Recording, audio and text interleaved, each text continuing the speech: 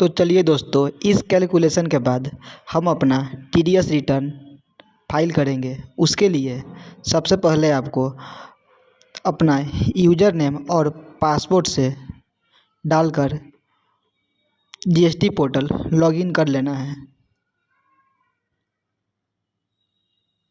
Login होने के बाद सबसे पहले आपको सर्विस टैब पे क्लिक करना है।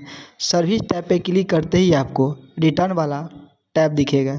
उस पर आप अपना सबसे पहले आईएमएस डैशबोर्ड पे जो भी आपका डेटा 2A से जनरेट होकर आया हो उसे आप एक्सेप्ट कर लेंगे।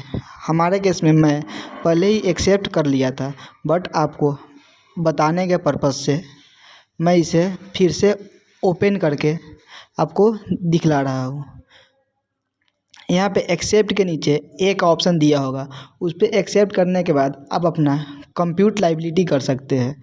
आप जैसे ही अपना लाइबिलिटी कंप्यूट करिएगा तो ये जो इनवॉइस आप एक्सेप्ट किए हैं वो आपके 2B में दिखने लगेगा। आईएमएस डैशबोर्ड पे इनवॉइस एक्सेप्ट करने के बाद आप अपना TDS and TCS credit received वाला ऑप्शन खोलेंगे। उसके बाद अपना फाइनेंशियल ईयर और फाइलिंग पीरियड सेलेक्ट करने के बाद आगे बढ़ने के बाद आपको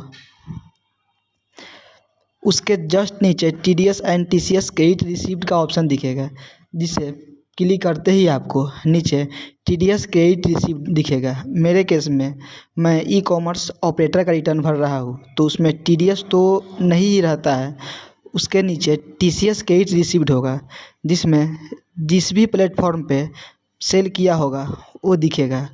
उसमें आप आसानी से सबको एक एक करके सिलेक्ट कर सकते हैं। सिलेक्ट करने के बाद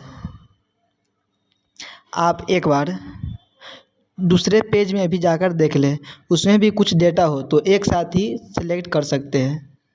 उसके बाद सारे डेटा को एक्सेप्ट करें। एक्सेप्ट करने के बाद आप बैक ऑप्शन से बाहर आ जाए। बाहर आने के जस्ट बाद आपको नीचे फाइलिंग टेबल के एकदम नीचे आपको दिखेगा